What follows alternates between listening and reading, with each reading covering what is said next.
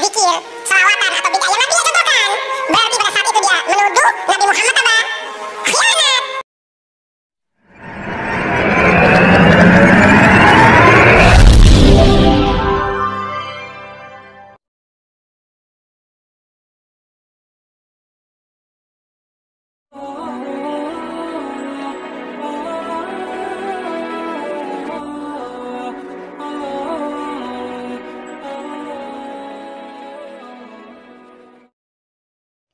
Assalamualaikum warahmatullahi wabarakatuh. Bismillahirrahmanirrahim. Alhamdulillahirabbil alamin. Assalatu wassalamu ala asyrafil anbiya wal mursalin sayyidina Muhammadin wa ala alihi wa sahbihi ajma'in. Wa qala rabbi shrah li sadri wa yassir li amri wa hlul 'uqdatam min lisani yafqahu qawli. Pemirsa STV yang dirahmati oleh Allah, alhamdulillah. Di kesempatan kali ini kita jumpa lagi, mudah-mudahan kita senantiasa mendapatkan lindungan dan rahmat dari Allah, juga mendapatkan taufik dan hidayahnya. Amin ya rabbal alamin. Pemirsa TV yang dirahmati oleh Allah, kami mengucapkan terima kasih yang sebanyak-banyaknya dan sebesar-besarnya pada pemirsa yang sudah mensubscribe channel ini, kemudian mendukung channel ini, dan juga kepada pemirsa yang baru menemukan channel ini, silakan tekan tombol subscribe-nya, nyalakan tanda loncengnya, tekan tanda jempolnya, juga komentari video ini di bawah komentar. Pemirsa TV yang dirahmati oleh Allah, di kesempatan kali ini saya kembali mengomentari tentang Wahabi lagi ya. Wahabi itu saya dapatkan video yaitu tetap Al-Mukarram Ustadz Yazid Jawas ya. Ini paling getol. Pemirsa TV, ya biasalah orang-orang Wahabi ya yang selalu merasa paling benar, merasa paling sunnah sendiri. Orang lain tidak sunnah, bahkan orang-orang NU itu dianggap tidak mengamal sunnah. Dia dituduh pelaku bid'ah, dituduh kuburiyun yang mengadakan zikir, selawatan yang tidak dicontohkan Nabi, ya katanya menuduh Nabi berkhianat ya. Katanya kembali kepada Al-Quran dan As-Sunnah ya. Jadi mereka itu jargonnya kembali kepada Al-Quran dan Sunnah. Dapat dari mana Engkong Jawas ini mengatakan keterangan seperti itu? Adakah dalam Al-Quran yang menekan demikian? Dalam hadis. Ini kan hanya pikirannya dia sendiri, pemahamannya sendiri, pemahaman yang sangat pendek. Akalnya yang sangat pendek.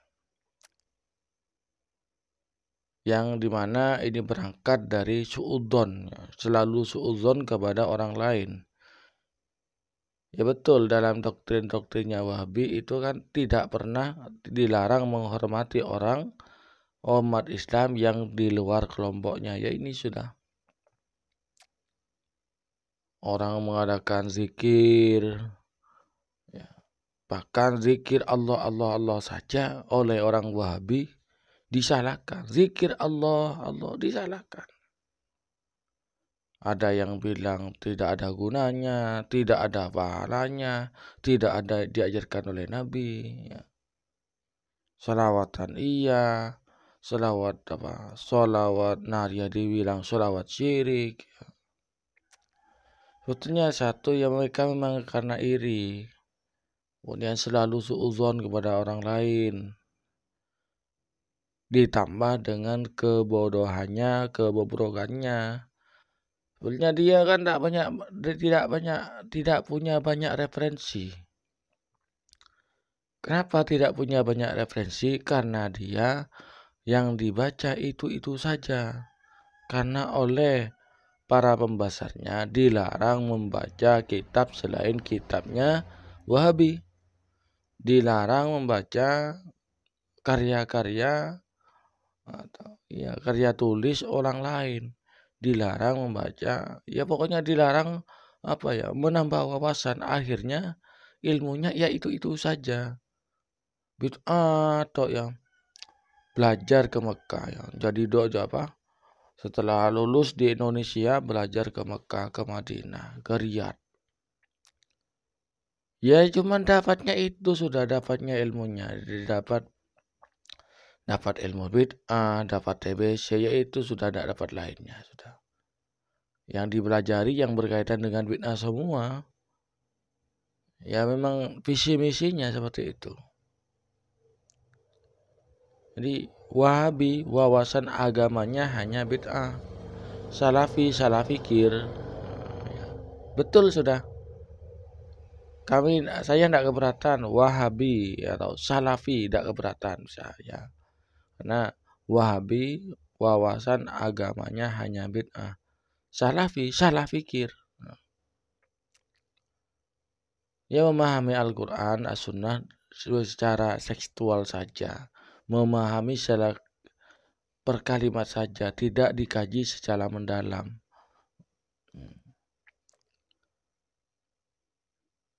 Jadi sampai kapan seperti ini nih? Amalia-amalia yang dilakukan oleh Ahlussunnah wal Jamaah, oleh NU ya. Itu semua ada dasarnya, semua ada dalilnya. Orang NU itu tidak ngawur. Masalah dalil itu sudah ada, cuman kalian saja yang tidak mau menerima dalil kami, tidak mau percaya. Bahkan kalian suka mengada-ngada kan? Ya. Suka berbohong. Kami yang dituduh berbohong.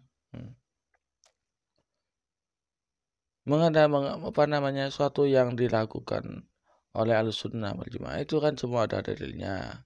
Kalian ngotot kullu bid'atin dhalalah, kullu bid'atin dhalalah. Padahal itu karena mereka hanya segitu-gitu aja pengetahuannya, sehingga sesuatu amalia yang tidak dilakukan, tidak di dalilnya tidak mereka temukan, dianggap bid'ah, padahal dalilnya ada.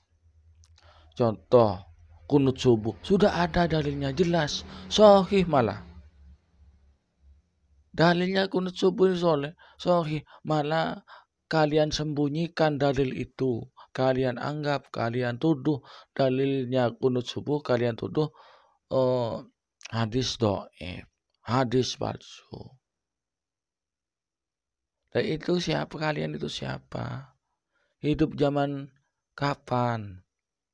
Yang mensahihkan hadis itu adalah ulama salaf, ulama terdahulu yang keilmuannya itu jauh lebih tinggi dari orang-orang sekarang.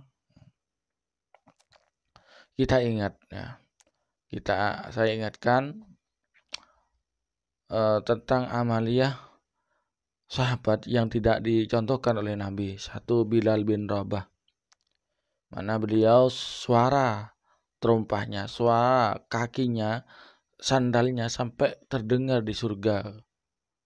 Setelah ditanyakan oleh Rasulullah, ternyata beliau itu mengamalkan sholat, yaitu melakukan sholat setelah wudhu. Padahal ini tidak dicontohkan, tapi oleh Nabi dibenarkan.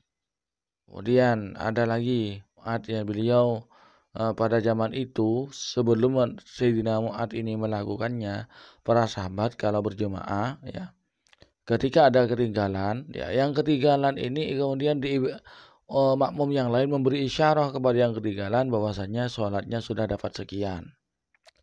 Nah, maka yang ketinggalan ini mengejar dulu berapa rakaat yang tertinggal, dikejar dulu, dilaksanakan dulu. Setelah itu baru masuk ke barisan jemaah, bermakmum. Nah, kemudian datanglah Sayyidina Mu'adz, beliau juga terlambat. Diberitahulah, artinya ada sahabat yang memberi isyarat bahwasanya sholatnya dapat sekian.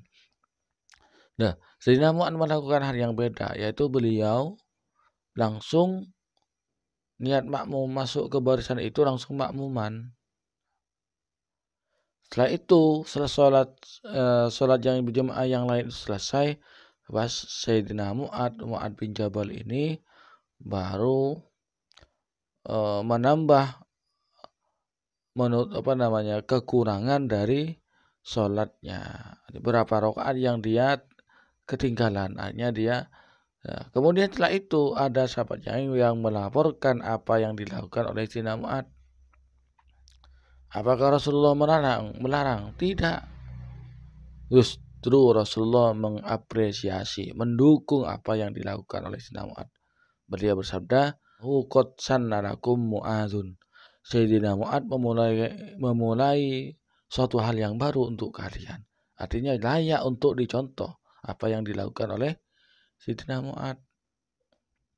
Ada lagi sahabat, ya, dikala sholat jemaah Rasulullah ketika ruku, ya, kemudian ruku sujud, ruku kemudian i'tidal. Kemudian Nabi mengatakan Sami Allahu liman hamidah. Setelah itu terdengar suaranya sahabat yang mengatakan Rabbana walakal hamdu hamdan katsira. Setelah salam, Nabi menoleh ke belakang bertanya, siapa tadi yang menambahkan bacaan? Dengan bangganya sahabat ini langsung ngacung, saya Rasulullah. Nah, apa kata Nabi? Apa Nabi menyalahkan? Tidak. Nabi justru membenarkan. Saya melihat 30 lebih malaikat menulis pahala yang kamu baca tadi itu. Nah, ini menunjukkan bahwasanya kita menambah bacaan, termasuk berkumpul dalam suatu kegiatan itu, zikir bersama berjamaah, baca yasin, sholawatan, itu tidak bid'ah, meskipun bid'ah itu bid'ah hasanah. Itu masuk pada kategori hadis man sanna fil Islam sunatan hasanatan falahu ajruha wa ajru man amila ba'dahu min ghairi ayyan qusamin ujrihim syai'un.